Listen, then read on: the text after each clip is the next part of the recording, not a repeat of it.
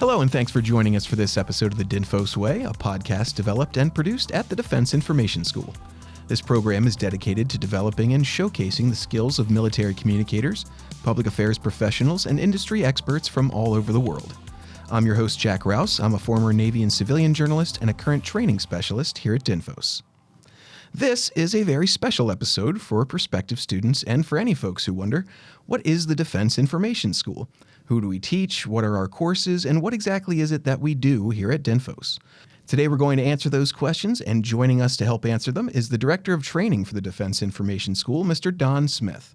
Mr. Smith has been the DOT here since 2019, and he leads a highly diverse team of more than 200 Joint Service Military, DoD civilian, and contract instructors responsible for the professional development and education of over 1,500 military, DoD, and interagency civilians and international students annually in the public affairs and visual information career fields.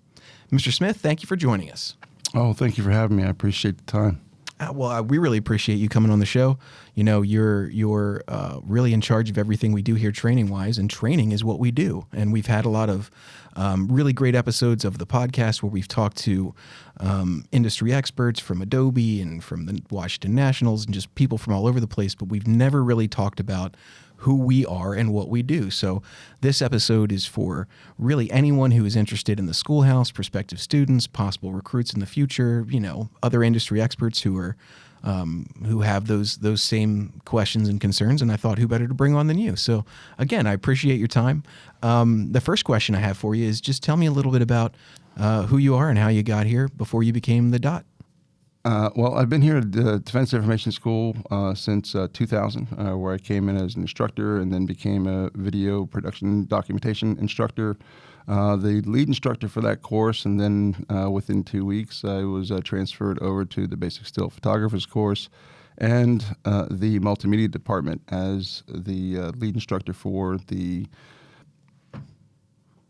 it was the graphics course, the basic multimedia illustrators course, as well as the visual information managers course, what used to be known as electronic imaging course, which is now the digital multimedia course. We had so many courses back here. I went through in 1999, so I went through BJC and BBC back when it was called those things. So I feel you. There's just so many things that we used to do, so many things that we still do. It's hard to keep track of all of them over the years. But and you were in the Navy, correct? I was 23 years. I retired in 2008, and when I retired, I was a senior chief here at the Defense Information School as the director of training, non-commissioned officer in charge. I also spent some time in several aspects of the building, to include curriculum development office, as well as multimedia department, academic director, acting department head, and several other positions in the building. I originally came in the Navy as a photographer, and then did the conversion to mass communication specialist, which is kind of the baseline for where we are now with the mass communications foundations course. Isn't that funny how we've come really full circle from what we learned originally in the Navy? I was a JO, you were a PH, and essentially what we learned was really the foundation for what we teach today. It's interesting how we've kind of come full circle over the years. Yeah, the interesting thing is every time I went in PCS to a different location, my goal was to get a different training. So I was able to get 7 different NECs to include the video, the multimedia, photographer, all that sort of stuff. So I was able to get a lot of information and then bring it back here to DINFOS and try to incorporate where we are right now in terms of the merger. So what is it that the director of training does every day for somebody who doesn't know what you do? Well, put out a lot of fires. For the director of training, for those that kind of give you an idea, it's kind of like a principal in a high school, where everything that's coming your way, you're responsible for the people that are implementing the training. You're responsible for the students' safety and their well-being, their education, and everything in between. So it creates a very busy day, but it's never boring, that's for sure. Meetings and trainings and going into classrooms and making decisions and just essentially being the principal, right? So pretty much, yes. That's a great way to put it. So having said that, what really, can you explain from your perspective, what is the primary mission of the Defense Information School? And if you had to explain it in layman's terms, what is it that we do here exactly? We teach public affairs and visual information courses to military, DoD, international students, as you already mentioned in your opening. It goes a little bit beyond that, though. What we're trying to do is create a critical mindset where you start thinking about how visual information in public affairs relates to trying to get a commander's message out, or trying to make sure the American public understands where we're coming from and what we're doing in terms of what the military is and what we do every day. We don't have a whole lot of opportunity to put a lot of commercials on the TV, so there's always recruitment commercials. But for us, it is a very small community as relation to the regular service, and we're trying to put together a kind of a jack of all trades student, so that way we can get out there and get the communication mission done. And that's across the board, regardless of what we do, right? We are trying to make sure that everyone is multi-trained in as many aspects of our career field as we can possibly make them. Is that correct? That is correct. Back in the day, we were very siloed in how we trained our folks. It took many years to kind of get everybody into the merger idea. So we had photographers, we had graphic artists, we had video people, we had directors, we had a lot of different facets, but nothing that was in one real direction. So you had an officer or a commander that was in charge of something, and their job was to put all these pieces together. The problem we had at the time was people were very, very good at what they did. I was very good as a photographer, and I had people that were very good at graphics. But that graphics person maybe couldn't write a story, or that photographer couldn't do graphics. The lithographers for the Navy side of the house, our print people, they weren't able to kind of do some of the artistic side of the house, but they were very good at what they were. The problem is all those things come drawdown time, when it's the time for to start budget savings or whatever. You might only have, and I use this on a regular basis, and maybe people have heard this before, there's only one seat on a helicopter. And you have to get a video, you have to get a story, and you have to get photos. Well, there's only one seat. You have 3 different skill sets that you need. So the best idea is to try to maintain one person that can do all of those things and go out and get the mission done in all facets. I 100% agree with you. And my next question was going to be, how has our training evolved over the years? But you just explained it right there. We went from a mindset of those individuals that were master experts in everything to being able to fill as many sets as possible with the best possible person in all of those skill sets. And I think that really has been the evolution in training that we've seen over the years. I think for good, quite frankly, because I think that's the way it's gone in the civilian world, and I think that's where all professional communicators are trending towards, to being well-versed in every skill. So I think that's invaluable. What are some of our key training programs here for anybody who doesn't know what DINFOS does? Well, our core training is initial entry training for enlisted, and then the public affairs training for our officers. So those 2 main courses that we do. The Mass Communication Foundations course is for the enlisted. That is people just coming off the street to be trained in every aspect or every discipline of the visual information and communication arts. The public affairs side of the house teaches the public affairs. It also teaches critical thinking, laws, regulations, situational type leadership, decision making, all that critical to making sure the commander's mission is carried forth. So that segues nicely into my next question, which is, folks here, as you mentioned, that are enlisted, any service members who come into our career field in the military, we're the only school that does this. So they come here and they go through now the Mass Communications Foundations course. Can you explain what that course is, sort of what its goal is, and what the students can expect from it? Well, the Mass Communications course is a combination of 9 different classes that we kind of put together. So we took the bits and pieces and talked to the services and the combatant commanders and said, what do you need in a communication specialist, in this case, visual information and public affairs? So from that aspect of it, we got all the key elements from each one of the courses, and some of the things, we used to go really, really deep into it, and times have changed, technology has changed. Some of that stuff is kind of antiquated. So now we were trying to get up with the time, so to speak. Some of those courses hadn't been changed in years. Taking the key elements of what we need a mass communication specialist to do, and that communicator needs to be able to do each one of these things, as we talked about before. They have to be able to do the visual arts. They have to be able to do public relations. They have to be able to communicate and relay that information to people. And if they're able to do that, then they're going to provide that mission. So we built the Mass Communication Foundations course As an example, we used to do the Navy's course, which the MC course at the time was the same sort of idea. The Navy was the first one to get on board quite a few years ago. We first pitched the idea under the Commandant Curry Graham. He was a Navy captain, and he pitched it out to the services. Well, at the time, the services weren't really ready for that. So it took a better part of 10, 15 years before they started realizing that we had less people and we had more jobs to do. So it seemed like a really good idea. We were able to sell that, and hence the Mass Communication Foundations was born. So the students that are coming out of there are learning all the aspects of it. They're not going to be experts in any one. There's always going to be somebody that picks up a skill a little bit more than another skill, or they do something a little bit more fluent than others. But they still all have the same baseline knowledge, and then they can take that back out to the field, get OJT, get some experience under the belt, take some other classes, come back to DINFOS. In my mind, I went through the Navy's photography course, and I didn't know if the Navy was teaching me the right way. I was 18. I had no idea whether, this was just Navy stuff or whether this is actual photography stuff. So as soon as I graduated from what we call the A school, the first school that you go to for your NEC, I took a college class, college color photography class. And it was very interesting. The instructor was awesome. He was a great guy.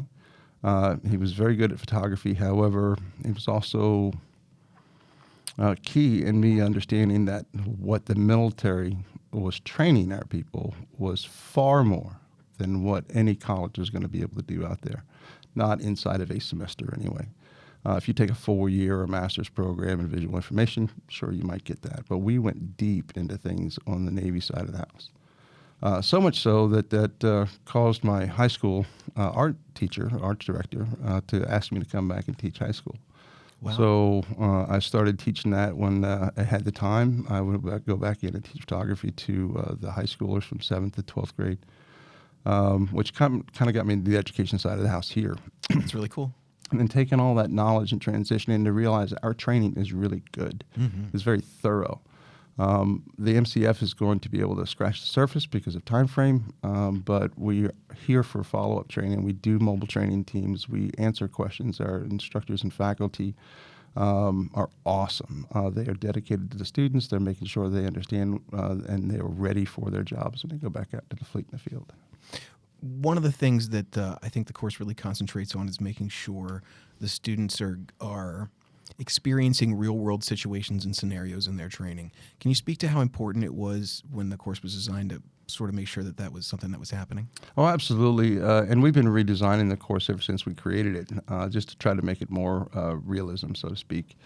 The idea is to try to take real-world scenarios and real-world experiences and take them out of the newsreels or out of the history books and be able to translate that to the students and give them a good example of how they can use these skills. There's a lot of different things out in the news that you could use as an example, but some of these students are quite a bit younger than some of those stories. So we have to make sure that we have something that's up to date that they can identify with.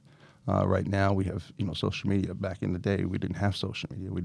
Many of us didn't even have computers. So there's a whole different realm of technology that you've got to be able to identify, and our faculty need to keep up on those technology changes and make sure the students understand it. So then they can relate that to the next generation.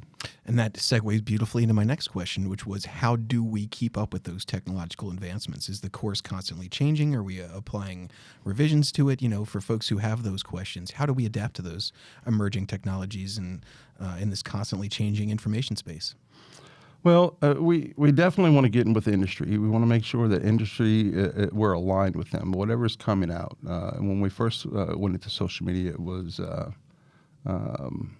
MySpace, which transitioned into everything that we have now and so many different social media platforms, and then very little regulation. Now we have artificial intelligence coming in there, so we have to keep up on those things that are happening in the world that people are going to identify with, where they're going to get the news media from. where they're getting their information. Are they only reading the headline? Are they actually reading the whole story? Are they looking at just the pictures and the captions to put the stories together and connect the dots? So we have to keep up on that as best as we can, and we do that through constant communication with our services to see what's changing in their particular rates. We do that with industry to make sure that we're keeping up on that, and obviously, with AI taking over the world right now, it is definitely something that we want to, make sure that we incorporate in everything that we're doing as much as practical, keeping the foundational knowledge for at least our enlisted students so they understand that if that computer is not there, they still know how to write.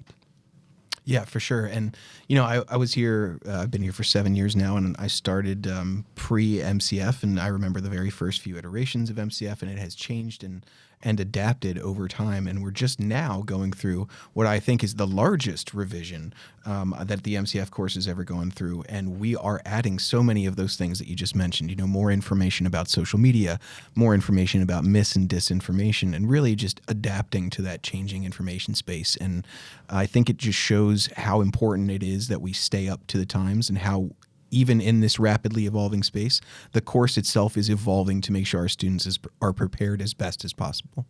Right. No, absolutely. I was lucky enough through my career in the military to be able to get some diverse training, and that's what we're trying to do here. In the new course that we're revising, the course is 88 days, Vice 108, so that way we can get those folks out to the fleet in the field a little quicker, a little better trained. The course is focusing more on individualized feedback and coaching. We have incorporated real-world scenarios. We've got a great mid-course exercise plan that should kind of bring all the concepts to a conclusion for the students, and that way they're better prepared for what they're going to get.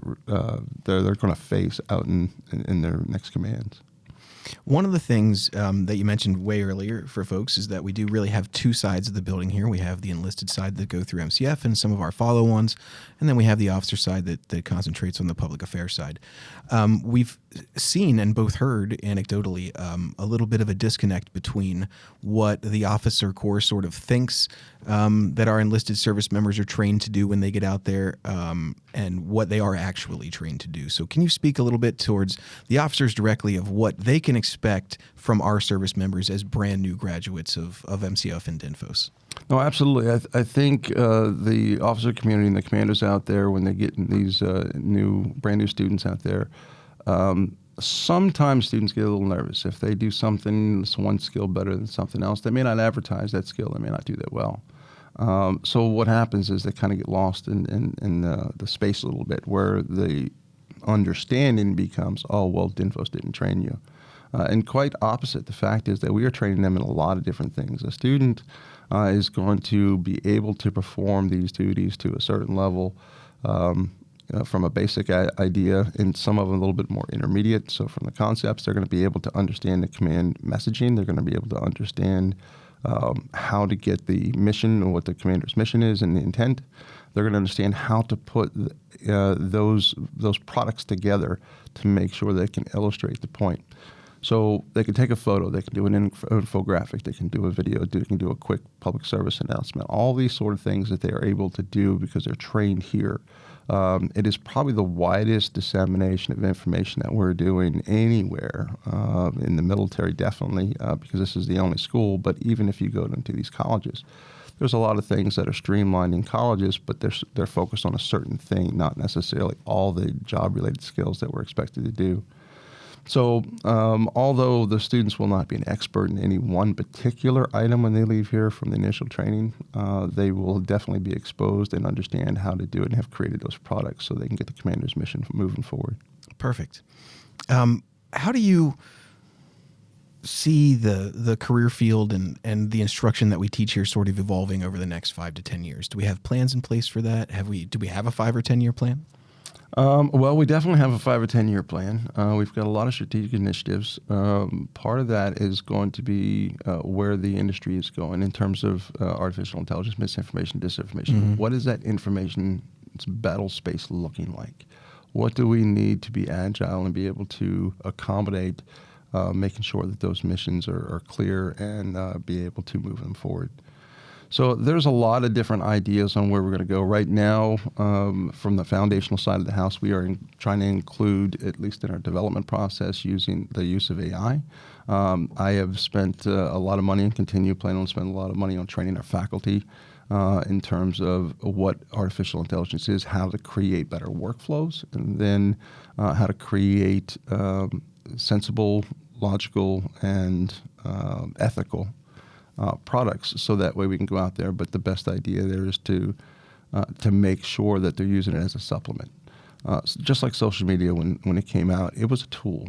AI is a tool, and if we use them properly and we can train our students to use them properly, then we can do things much more efficiently, and we can be more agile with getting those messages out. So I know we're looking to the future as to what we can do here in the schoolhouse to make the schoolhouse better. One of those ideas is to create DINFOS as a degree granting institution, an associate level degree. I'm not sure how far off that is going to be, but we're working on those ideas now, trying to flush that. We're trying to make sure that we incorporate the proper level of instruction for students to keep them engaged, to keep them up to date with what's going on in the AI field, and making sure that we can use that to the advantage so that the students can understand where misinformation, disinformation comes, and then be able to identify that as well. So all that comes into play for an effective communicator. So they are well-rounded, very good students, and most of them are very, very excited to be here. There's a few that, this sounds like a cool job, but most of them really, really are interested in what we're doing here and what they're able to do out in the fleet in the field. For my money, that's really the difference between our students. Not that I've had a ton of teaching experience, but teaching here versus where I think teaching anywhere else would be, is that our students are genuinely interested in what they're learning, and they're dedicated to learning it to the best of their ability. And that makes, our job so much easier as instructors. One of the things that you hit on in that answer was ethical considerations and how important they are to what we do. The DINFOS motto is strength through truth. And unfortunately, there's still a lot of folks in the public who think that maybe what military communicators do is propaganda or to spread mis or disinformation. So, if you could respond to those folks who don't necessarily understand what it is that we do here, what would you say about what it is that communicators in the military's job really is as it pertains to supporting the DoD mission? Be truthful in everything that you do. Highlight what these stories are, good, bad, and otherwise. I mean, we all have them. We've got to make sure that we're showcasing the personalities, we're showcasing the skill set. We want to be able to avert our adversaries from one to get into a fight with us for the most part. But the only way to do that is to make sure that we understand, and our adversaries understand what our capabilities are. And we need to be above board at all times. There's a lot of misinformation, disinformation, to include the statement, it's all the propaganda side of the house. Right. That's not what the public communicators do in the U.S. military. We take great pride in making sure strength through truth is enforced at every level, whether it be something as simple as arbitrary, somebody forgot to do some attribution on a particular product or whatever it may be. We enforce that at every opportunity that we can get, so that way we can make sure our students understand that there's a lot of cool tools out there, and sure, you can put pink elephants in the sky with an artificial intelligence software, but is that the ethical answer? No, it is not. We are here to do a mission for our country. We're here to make sure that we're telling the truth at all times, whatever that cost is going to be, and making sure that our adversaries know that we're not one to be toyed with. For folks who are leaving here as brand new graduates of DINFOS, what skill do you think is the most important one that they need to start utilizing right away when they go out there? A positive attitude is probably the most important thing in anything that anyone does at any point. With a positive attitude, you can overcome so many different roadblocks. You're going to have trials. You're going to have tribulations out there. You're going to have roadblocks coming your way. There's things that are going to come to you that there's a communication challenge and we don't know how to figure it out. The collective is here. Our faculty are here. Your mentors are there. The public affairs community is a very small, tight-knit community. If you don't have an answer, then somebody should be able to have an answer for you out there. You just got to be able to communicate with those individuals. Feel free to do it. Don't feel that you're all on your own out there, because none of us are on our own. That's part of the great part of being in the military. We're one giant team, regardless of what uniform we're wearing. And in my case, not wearing a uniform anymore. So they're all out there. The public affairs specialists and the visual information folks, they're all there to do a great job. So be open-minded, be positive, and always, always, always look for more education. Every opportunity you get to be better, to know more, only makes you a better asset to yourself, to your family, and to your command. So for folks who've gone through the MCF course here at DINFOS and are interested in coming back and taking some of our advanced or intermediate courses, what's that process look like for them? Well, it depends on which course they're going through. We have several courses in the building that are really good. We have advanced intermediate photojournalism course. We have our intermediate multimedia course. We have the digital multimedia course. There's several things, and we're also doing mobile training. So if there's something that we may offer in our catalog that doesn't necessarily fit the bill, or you don't need little bits and pieces of it, you can contact our MTT coordinator, our mobile training team coordinator, which is Mel Weatherspoon. And then she can work with both training directors to make sure that we can put something together and give you some resolve and try to get you some more training. Whether we come to you or you come to us, our goal is to make sure that we take the training outside of DINFOS and make sure that the public affairs community is well served and well trained. One of the questions that we get a lot is, what should students be prepared for coming in here? Is there anything that they can do ahead of time? What advice would you give to students who have yet to come in the doors and are thinking, how can I best be prepared to be, the best DINFOS student that I can be? Positive attitude again. It goes in everything that we do. But it's also, I hear from a lot of students, my recruiter told me, I was just going to be a photographer, or I was just going to write stories. I love writing stories. I just want to write stories. That is not this. I mean, that is part of it. But what we do here is we teach you every facet of communication that makes you better in your life. If you can understand the concepts that we're teaching here, even getting up and giving a speech someplace, or having a communication with, the local shop owner or whatever, just having that open communication, it gives you that skill set and that confidence to be able to do it because you understand those skills. It gets you more open. But in this case, if you're thinking that all you want to do is one thing, the best advice I can give you is to open your mind up and take as much knowledge and experience as you can get. We've got a great program here. We have great mentors. We have awesome instructors, very dedicated to the students. They will help you. They are here at all hours in terms of, most of them come in early or stay late for their students because they want to make sure they understand and they get it. That is probably the best part of DINFOS.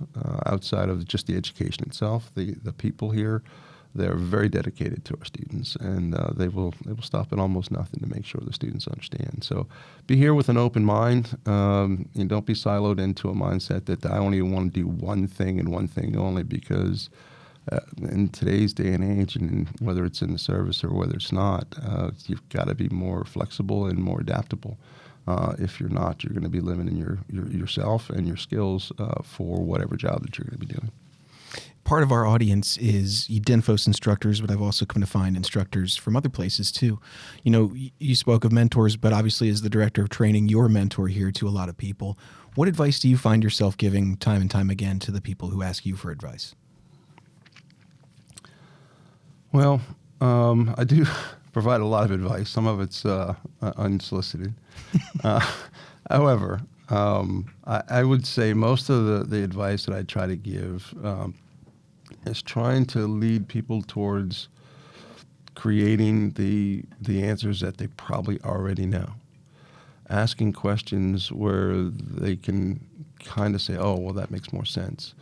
Trying to give them a holistic answer, because I can answer everybody's question, but if I just answer it, you're not really learning anything. You're not thinking through a process. So my goal is to try to get people to think through a process, and it's not about today.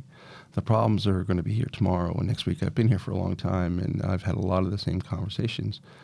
So from that aspect of it, trying to help people work through those processes to come to the conclusion that makes sense to them is probably the biggest piece that I try to do. I've had several people said, "Hey, I want to be where you are one day.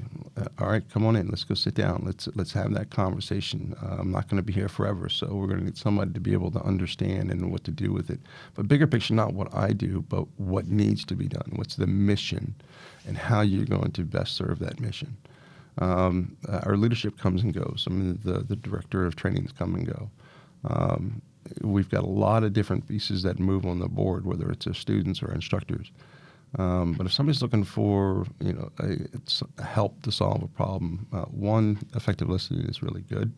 Trying to understand where they're coming from, and then trying to help them come to their conclusion that works for them. That's good stuff.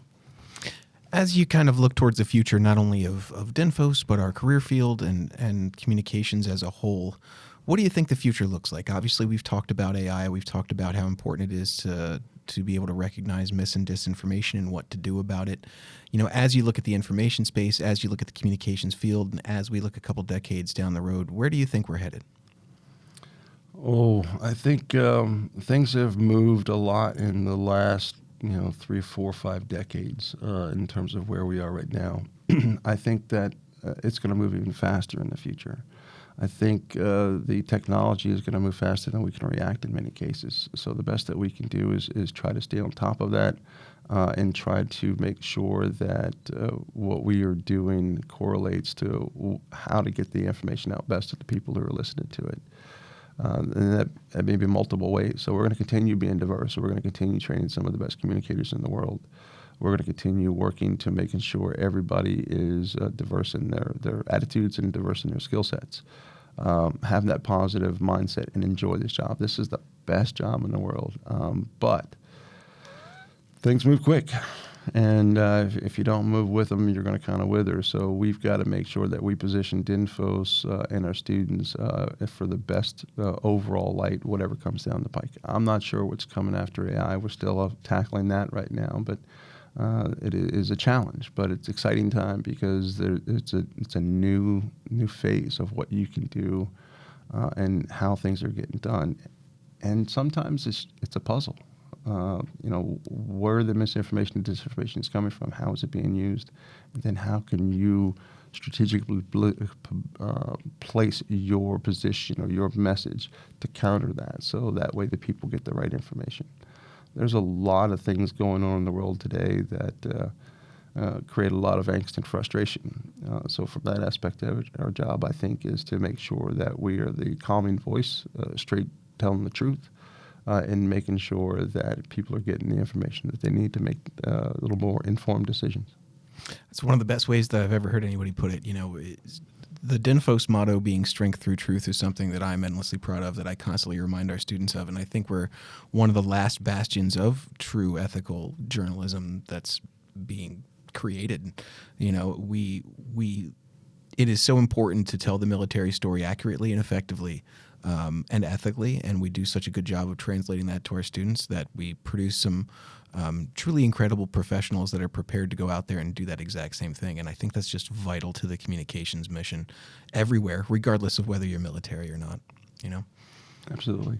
Any last advice that you would give to any aspiring communicators that want to come in here?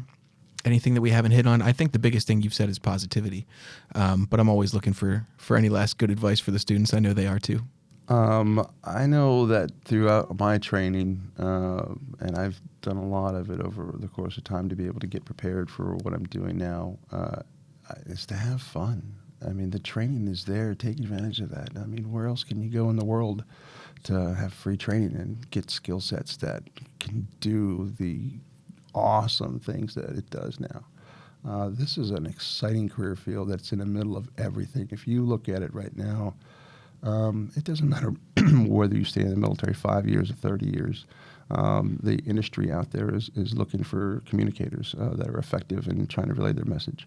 But there is so much out there. There's a lot of different things that you can do.